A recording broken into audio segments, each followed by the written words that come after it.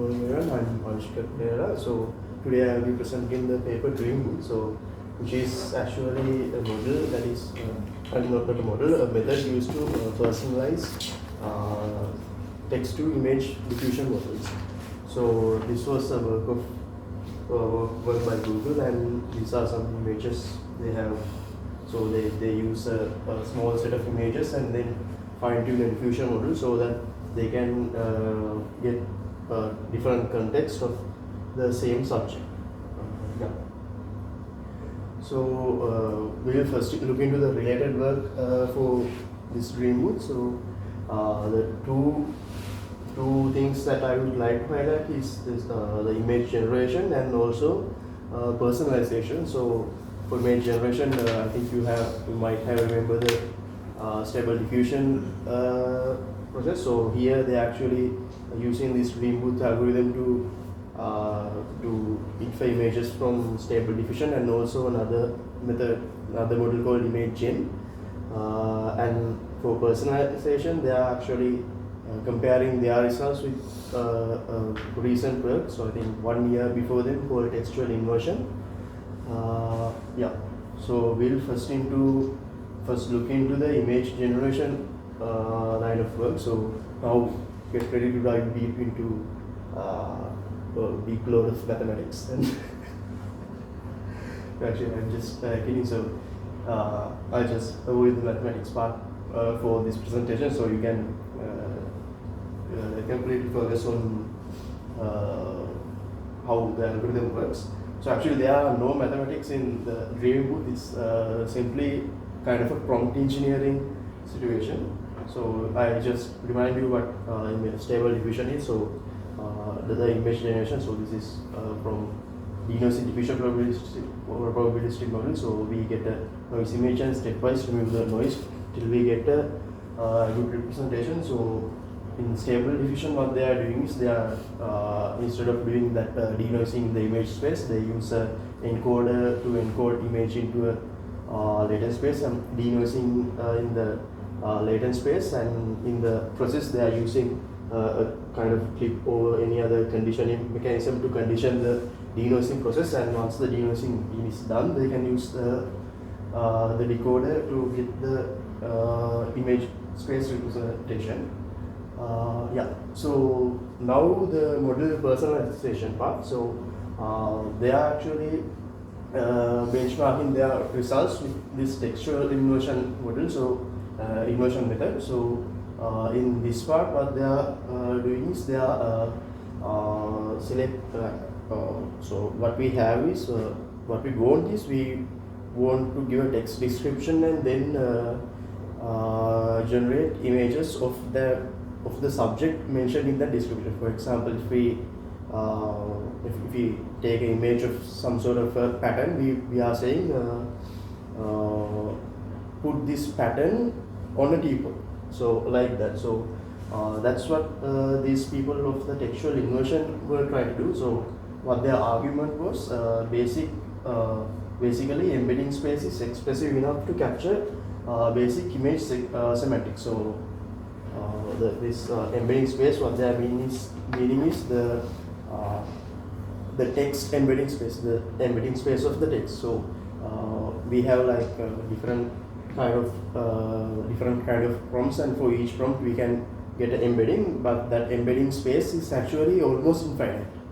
So what their argument is, so this is from the textual inversion's argument. So they are saying they can generate any image using a custom embeddings of the conditioning. So that's what they are saying. So these are some of their results. So what they are initially doing is they are getting a set of images, a small set of images, and then getting the embedding, finding the embedding space representation of a given subject. So for example, in this situation, they have this kind of a statue. So they are finding the embedding to represent this structure, and in here they are finding the embedding to represent this structure. So how they are doing is they are simply using a generative objective. So with the generative objective, instead of fine-tuning the model, they fine-tune the given prompt embedding. So initially they are using a noisy embedding, and then they try to generate this image from that noisy embedding using the same as using a method similar to stable diffusion. And then when doing the back propagation, they are, instead of updating the weights of the model, they are updating the weights of the text embedding. So by that they are initially finding the inverted representation of this structure. So that means the representation in the initially they are finding the representation in the embedding space, and then after inverting it, they have the representation in the text space like that. So once we have that embedding, they can use the same embedding like this. So this S star is that inverted representation of the embedding's inverted representation is this S star. So they can simply say an oil painting of S star, and then so like that we can get the kind of images we want. So that's textual inversion. So here one thing to notice is that we actually don't do anything to the model. So the model is kept intact. Only we are searching in a embedding space to find a suitable embedding. Yeah, a suitable embedding to represent the relevant subject. So in the path of personalizing image generation, so the state of the art at that time was this textual inversion. So Dreambooth came then, and it surpassed the performance, so we can see them in the results. So one major thing is this textual inversion. It is non-destructive. It doesn't affect. It doesn't change the weights of the model. But Dreambooth, it actually it changes the model weights. It updates the model weights. So as a result, the model can then only generate images of the that fine-tuned model will be more oriented to generate the images of that specific subject. But in the case of this textual inversion, it's not there. So it will be able to generate have the same performance it had before we find it embedding, or it will remain the same. So as a result of that thing, the fidelity of the images of textual inversion is not better than Dreambooth. So by doing that training, Dreambooth surpasses the performance of this textual inversion. So we will see them in the results.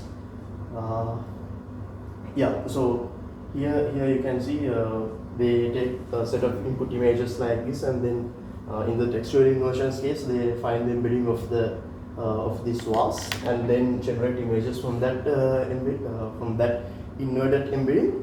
So these are the results, and in Dreambooth scenario, they have like more vivid outputs. So the reason for that is the textual inversion, they only find an embedding, and using that embedding, by giving different prompts, they are generating images. But Dreambooth, the model has been personalized for this specific object. Yeah. So now we can look into how the algorithm is working. So it is very simple. So the basic expected outcome is to implant a new unique identifier and a subject pair into the diffusion model. So for example, if you take a photo of a person, so for example, we take a photo of Mudita, and then we want to embed Mudita into the diffusion model's output domain. So then the model will know if we say Mudita on a chair, it will be able to generate Mudita's images. So that's why I set up a bounty for Mudita's images in the WhatsApp group, but however gave up. I didn't get enough images, so I stick to an image of my bottle in the implementation. You can see it. Yeah. So this is the simplest training algorithm. We take few images of a a class, so they are recommending 3 to 5 images, and then simply training the model as a, so if we model using these images, simple as that. So the one thing to notice is that this prompt we are giving. So I'll come to this this term, the identifier. This is the unique identifier. So we actually find the unique identifier and then bound that unique identifier to a set of images we have. So to do that, we so from now on, this is the same as stable diffusion. Only thing, we change the data set. We change the data distribution to a small set of images. So we can do that.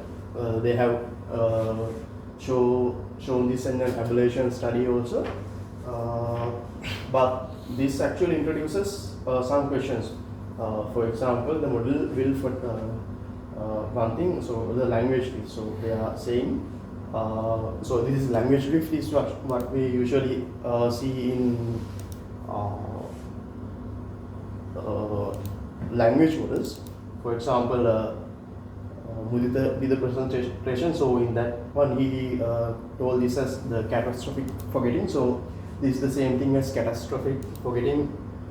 So here, what they mean by language drift is the model will forget the semantic meanings of word. For example, here if we want to generate an image of a bee dog in a car, then the model will tend to forget the meaning of car, and only it will like tend to remember this dog itself, all the context with him. So, and after that, the other thing is reduced diversity. So when we train with a set of images like this, the output will tend to generate always the images of this sort. So the background and the context won't change if we simply train with this particular way. So as a solution, they are proposing is to use a class-specific prior preservation loss. So in this case, what they are doing is they actually take the original diffusion model, and then using that original diffusion model, they generate a set of images using only the class nouns. So for example, if we want to fine-tune the diffusion model using a dog image, a specific dog, we generate a set of images of a dog. So this will be around 1,000 images. So they are recommending around 1,000 images, and then using these images and also these images, that we are doing the training. So using the class images, we are simply giving the prompt a dog, and in the subjects space, subject situation, we are giving the prompt a V dog. So here V is that unique identifier that we will be binding our subject to. So by doing this simple method, they have shown that they can personalize the model. Yeah. So I think that's it about the training process. So now we can. So here as I mentioned, the results were using with and without prior preservation. So we see this this first line, we do not use that class images. We only have a set of subjects images, and then do the training using that 3 or 5 images. So if you do that from these input images, the output images will almost be similar to the input images. So there won't be much of a variation in the images. So, but if we also incorporate the prior preservation loss part, that means the second part that I showed earlier, then like we can get more vivid outputs. So yeah, that is the effect of the prior preservation loss. So now we can look into the way of that identification of the rare token. So what we want is, we want a new token, that means a new word that can represent our subject. So if we take a word like for example, a word already in the vocabulary. For example, if you are training a dog, if I instead of so let's say, does anyone know the breed of this dog? Like, huh? Caucus Spaniel. Caucus what? Caucus Spaniel. Caucus Spaniel. Yeah. So let's take that name. So so if we simply train the image, so if we simply train the model with know the breed of this one.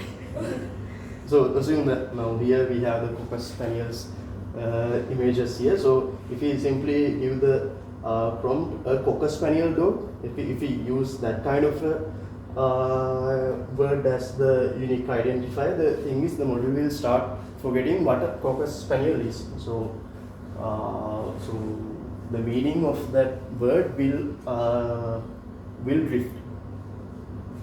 So for that is why we need a rare token, some sort of.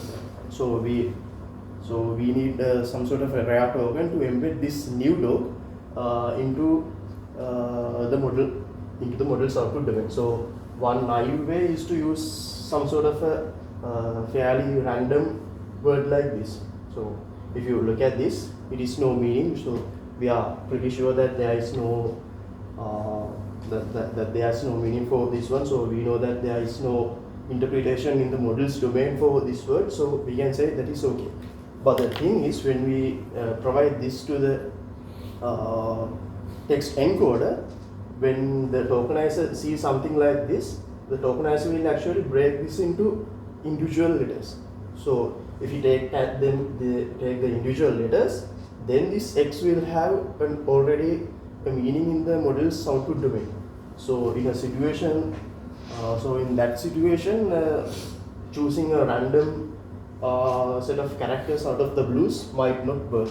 So they are proposing that they are saying it is not suitable to choose this sort of a word. So what they are doing is they are actually searching explicitly searching for a rare token in the model's vocabulary and then de-tokenizing it to a text representation. So in most scenarios, so there are a list of such rare tokens people have put online currently. So in Dreambooth also, they are in the Dreambooth's implementation, they have used simple token as SKS words, simply SKS. So if you are training for this dog, we are saying a SKS dog when doing the training. So like that, we can simply use that word, that token to embed any subject to our model's output domain. Yeah. So these are the implementation details of details for the stable diffusion by Dreambooth. So they are actually doing the training for 1000 iterations, and this lambda term is the one we are using for the prior preservation loss. So here it is a joint loss. One is for the subject images and the other is for the class images. So we find the losses for those two parts separately and then add them together. So the lambda is the part that we the lambda is the weight that we give to the class image. So usually they are proposing to use lambda equals 1. That means give the same weight for the class image and the class images and the subject images, and the learning rate till the power is 5, and around 3 to 5 images are image from the subject image, and class images 1000 images, and their whole training took around 5 minutes in an NVIDIA 800. So yeah, that's the implementation detail. So here is where I mentioned during that we need to do the clip presentation first, because so here for evaluation they're actually using human evaluations also. Before human evaluation they are using these 3 other evaluations, the clip I, clip T, and the dyno evaluation. So these clip I and dyno evaluations are used to evaluate the evaluate the image fidelity. That means how quality an image is the generated images, they are using this clip I and Dino, and they are using this clip D evaluation to find how good the given prompt represents the generated image. So for that, they simply in the clip I evaluation, they are simply using the pairwise cosine similarity between the clip embeddings of the generated image and the real images. So that is the clip I evaluation. So in the clip D evaluation, they are finding the cosine similarity between the generated images embedding and the prompts embedding. So higher the similarity, better the performance.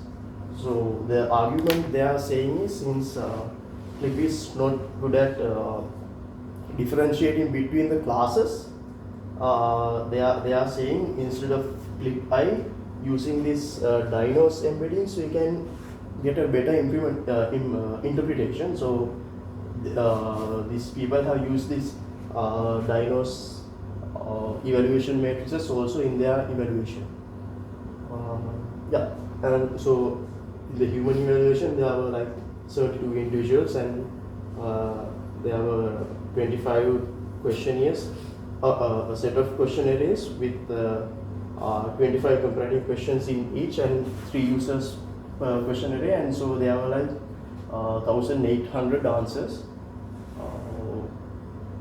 The total of 1,800 human answers. So based on those, human answers, we have these results, and based on Dino and Clip's embeddings, we have these results. So you can see in both scenarios. So they are actually benchmarking their performance with the textual inversion. So in human annotations, and also in programmatic results, Dreambooth is performing better. So that's the results, and these are some other visual results that we can see. So they are using this Dreambooth algorithm to do recontextualization. So if we train the image with different contexts, so the model will be able to uniquely identify the object that we are referring to, and then we can generate the object in different contexts. This is for the bag for an entity report. And the other thing, they can use this to do expression modification also. So when we have an image successfully embedded in the diffusion model's output domain, we can simply do anything we want with that. And so they have also shown for comic generation and a few other things like art rendering and property modification and text guided view synthesis. So when we have the set of images in a same context, it is hard to use that set of trained model to do like pre-contextualization. So so this is something that I think might be happening behind the scenes. So because the background is always kind of similar, so the model is not able to like generate different contexts, but it is very good at generating for view synthesis. So here the background is same, but the direction of the view is different, and art renditions and property modification. So I did an implementation. So initially I was planning to put Mudita in here, but I gave it up, and then so there is another reason to doing that. So when doing the research, the background research, I noticed that embedding a human to the model's output domain will be hard, because small changes in the face, humans are very sensitive to small changes in human faces. So for example, in this bottle, if a set of in a generated image, if a set of these points get a bit shifted, we won't notice in a normal object. But if we take a human, if eye is like small amount of deviated down, so we will notice that won't be the same person anymore. So like that. So that's another reason I stick into a normal rigid object. So these are some results. So I choose the same values, the lambda 1 and learning rate 5 to the power minus 5, and so this is after 150 iterations, 250 iterations and 350 iterations. So yeah, so those are the results. But my idea was that this is not like performing as expected, so I actually started another train so we can see the results in the implementation. Yeah, so we look into it. And yeah, these are the references, the original paper, and also for the Dreambooth implementation, the paper does not directly provide implementation. So the most stable one was the train Dreambooth script given by Hugging Face, and also I followed this Reddit thread to understand the Perera token identification part also. Yeah, so as usual it's in GitHub, and give a like, give a star, so thanks. We can move into the implementation. Any questions?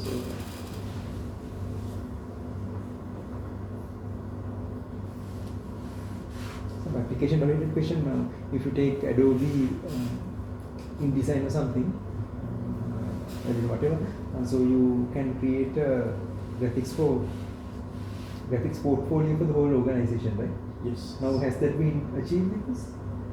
Yes, so there are, I think, there are multiple implementation of this. Magazine cover, T-shirt, mark, all these things with the company.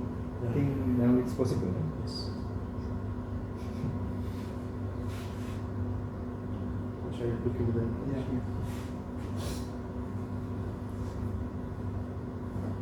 So this is the implementation, the same thing in the repo. So these two are actually the same script that I used in the stable diffusion situation. So this is the Dreambooth. Can you see?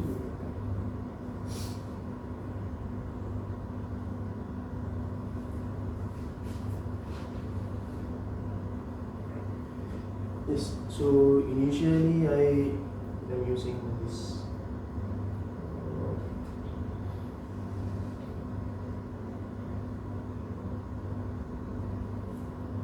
So first we are getting the class prompt and the instance prompt. So here, as usual, the class prompt will be so in the training we should provide what is the class name. So for example, if it's a water bottle, the class prompt will be a water bottle, and the instance prompt will be a SKS water bottle. So and then in this part we first generate the 1,000 images that we want, 1,000 images of the class image, and after that part, then we are start instantiating a Dreambooth dataset. So this dataset is simply it will return a class image and an instance image and a class image, and then take the class prompt encoding and the instance prompt encoding. So that will be the same encoding for all the steps. So we are pre-computing it, and then in the training process we first put the two images into the latent space, and taking the instance loss and the class loss, and then adding them together. So this is the lambda term, the weight we give for the class image, and then doing the usual optimization. So that is it. So for inferencing, we can simply use the early text to image prompt that we use in the stable diffusions, text to image script that we use in the stable diffusion, and these are the other results that I got.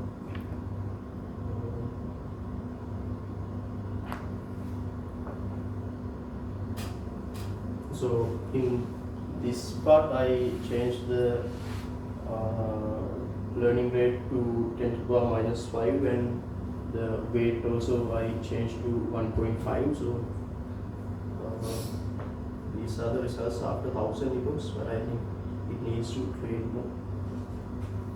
This one is 4000 epochs.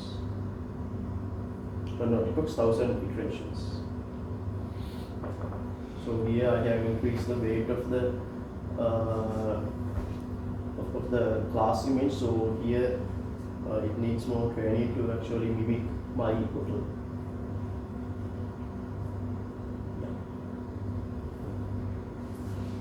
This is just after 50 iterations. Yes.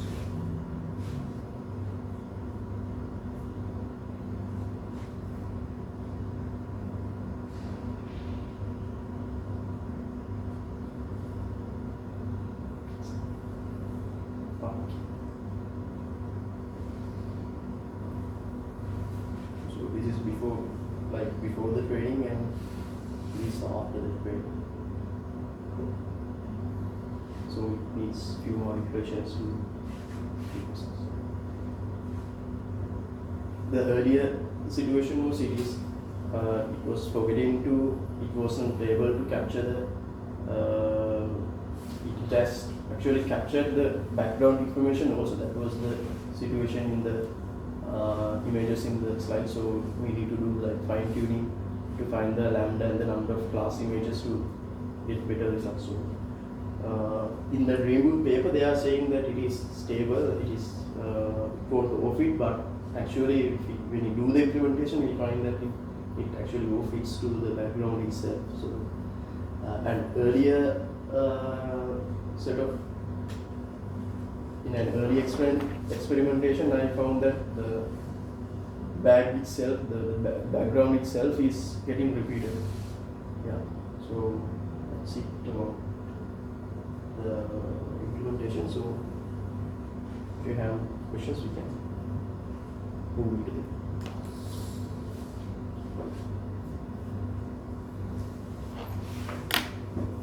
Delicious. It's a beautiful image, beautiful paper. So lambda is how we control whether we want to look the generated image more like our own model or not. Yeah, right.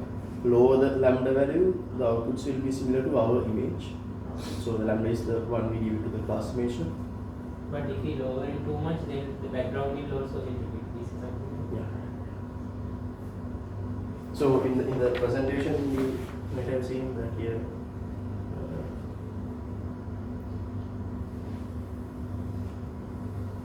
Dulm is holding the bottle here. So if we use simply 1 as the weight in the generated images, is Dulm is holding the bottle with a few more additional fingers. and here this image also, it has like the same image has been like repeated this one with small alterations. Their bag is holding the bottle like that. So we need to like precisely find the amount of weight and also the number of iterations that we need to do.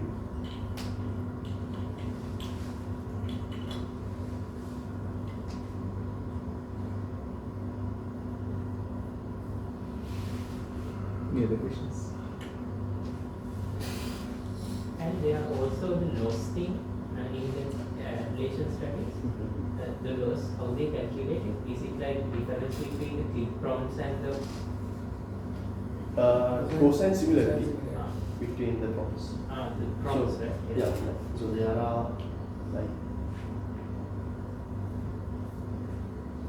this one, they are calculating the similarity between the generated images and the real images.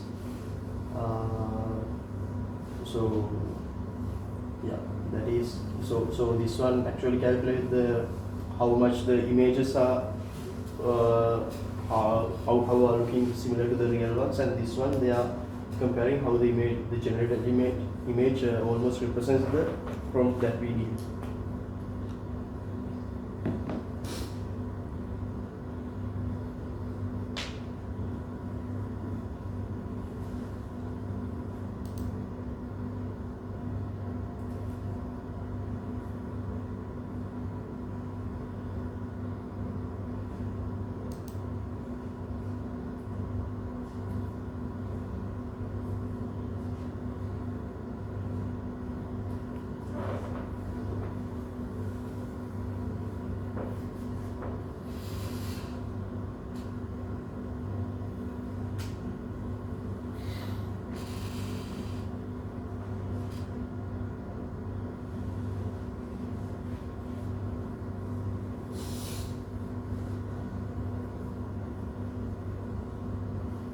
Shall we complete this? Thank Avishka for the excellent presentation.